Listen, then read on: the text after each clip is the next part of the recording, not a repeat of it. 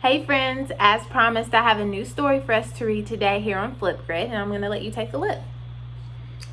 So just like yesterday, we have here a picture of some food. If you know what food this is, I want you to tell the person who you're with that's reading the story with you what you think. Alright, now I'm going to read the cover to you. This story is called Too Many Tamales. So this food right here is tamales, and it's a popular dish in some Latin American countries, and it's filled with meat and flour. So let's read about it. Too many tamales.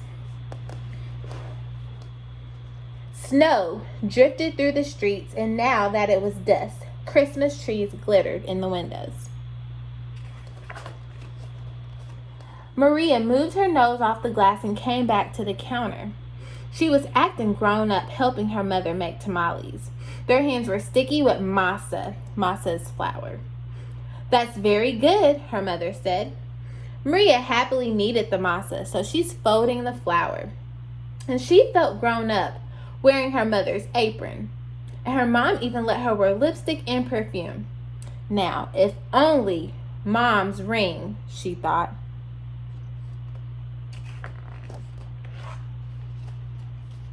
Maria's mother had placed her diamond ring on the kitchen counter, and Maria loved that ring, and she loved how it sparkled like their Christmas tree lights. And when her mother left the kitchen to answer the telephone, Maria, she couldn't help herself. She wiped her hands on the apron and looked back at the door. Uh-oh, what do you think Maria is going to do with that ring? I hope that she's not planning to put it on, because she didn't ask her mom if that was okay. Let's see what she does. Uh-oh. She has it on.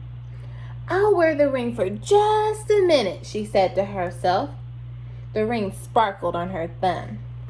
I want you to do a thumbs up or thumbs down if you think this is a good idea. She's wearing her mother's ring and she didn't ask.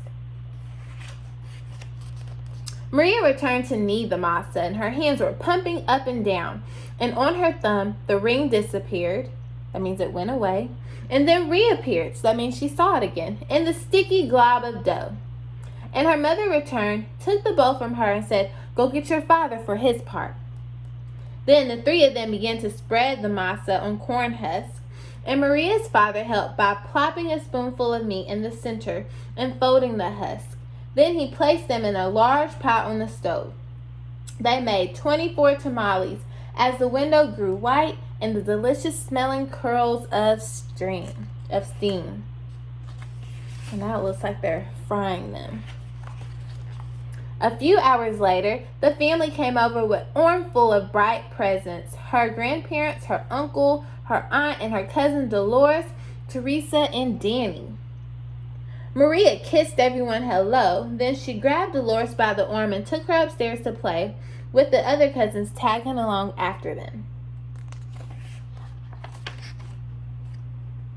They cut out pictures of the newspaper, pictures of toys they were hoping were wrapped and sitting under the Christmas tree. And as Maria was snipping out a picture of pearl necklace, a shock spread through her body. "The ring!" she screamed. Everyone stared at her. "What ring?" Dolores asked. And without answering, Maria ran to the kitchen.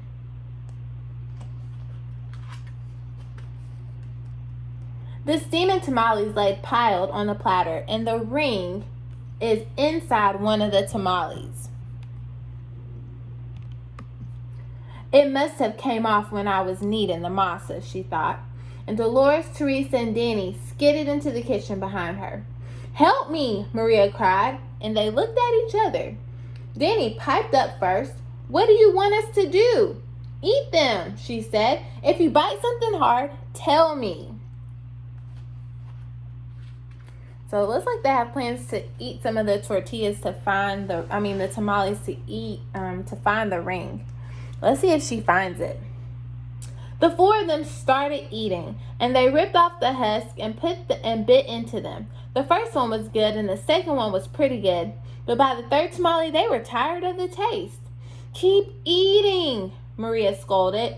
Corn husks littered the floor, and their stomachs were stretched till they hurt. But the cousins kept eating until one tamale remained on the plate. So they haven't found the ring yet, and they have one tamale left. Let's see if they find it in that one. This must be it, she said. The ring must be in that one. We'll each take a bite. You first, Danny. Danny was the youngest, so he didn't argue. He took a bite. Nothing. Dolores took a bite. Nothing. Teresa took a big bite, but still nothing. It was Maria's turn, and she took a deep breath and slowly, gently bit into the last mouthful of the tamale. Let's see if she found it. Nothing! Didn't any of you bite something hard? Maria asked, and Danny frowned. I think I swallowed something hard, he said. Swallowed it? Maria cried. Her eyes were big with worry, and she looked inside his mouth. Teresa said, I didn't bite into anything hard, but I think I'm sick. She held her stomach with both hands, and Maria didn't dare look into Teresa's mouth. She wanted to throw herself onto the floor and cry. The ring was now in her cousin's throat, or worse, his belly. How in the world could she tell her mother? But I have to, she thought. So now she has to tell her mom she lost the ring. Look at her face. She doesn't look too happy about it. She's looking really sad. She could feel tears pressing to get out, and as she walked into the living room where the grown-ups sat talking. They clattered so loudly that Maria did not know how to interrupt, and finally she tugged her mother's sleeve. I wonder what she's going to say to her mom. What's the matter? Maria asked. Her mom asked. She took Maria's hand. I did something wrong, Maria sobbed. What? Her mother asked. And Maria thought about the beautiful ring that was now sitting inside of Danny's belly and getting ready to confess. So she was getting ready to tell the truth. Then she gasped. The ring was on her mother's finger, bright as ever. The ring!